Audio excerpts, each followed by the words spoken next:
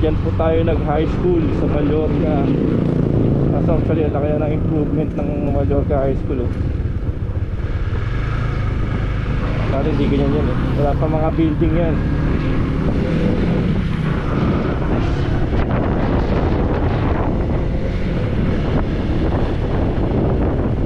Lang barangay Paul.